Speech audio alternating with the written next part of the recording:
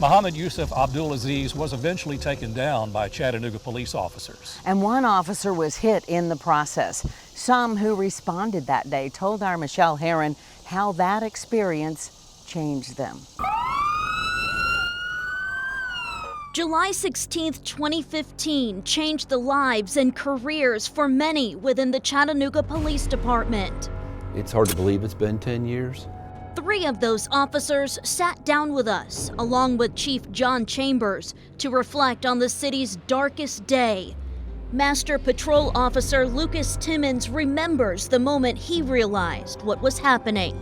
After I got on scene and I kind of moved up, and that's where kind of everybody was, and it was, there was a moment before it hit, and it was like, this is really happening. This is happening right now. Lieutenant Grover Wilson says his police training and experience in the military helped him prepare, but there was still chaos in the moment. I was prepared to move forward, but I was not prepared for the amount of, I don't want to say chaos, but not figuring out who the bad guy was until he actually was shooting at us. And then at that point, it became real. It's just one of those memories that sticks with you every day, and it's just hard to believe that it's already been 10 years. Sergeant Dennis Pettigo was shot at the Naval and Marine Reserve Center that day.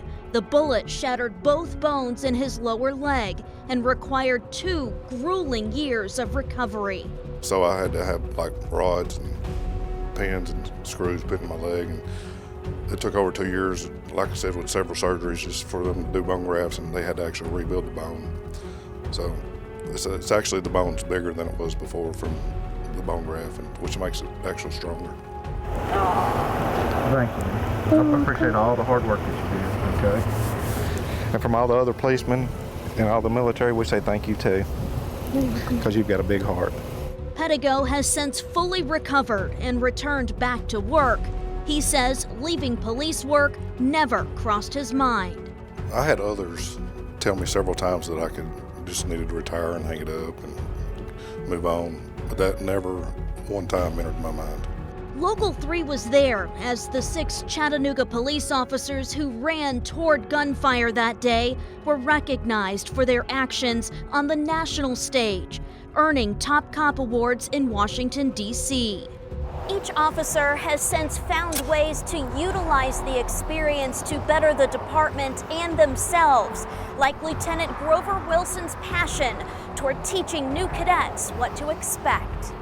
Because it has happened here, we had some real world knowledge and experience, and we're able to better train the cadets to help them prepare for such a situation.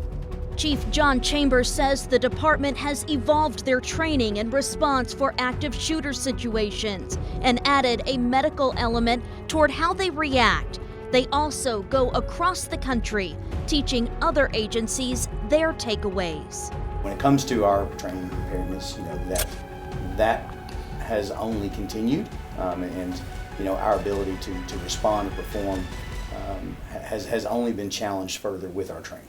One of the biggest memories for this group was seeing the community support for the families of the fallen 5, the military, and law enforcement as a whole. Seeing the number of flags that were put out on Nicola, and it was a neat feeling to be a part of something where, you got all these people together from all over the city, different backgrounds and stuff like that, and they're all kind of coming together to support one thing.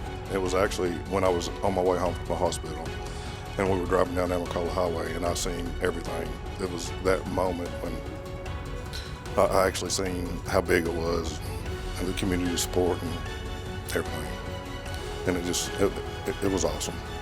And for these officers, the meaning behind this day is something that will never change, as Sean O'Brien said in Washington, D.C. For us, July 16th will always be about Gunny Sullivan, Sergeant Holmquist, Staff Sergeant Wyatt, Lance Corporal Wells, and Petty Officer Randall Smith.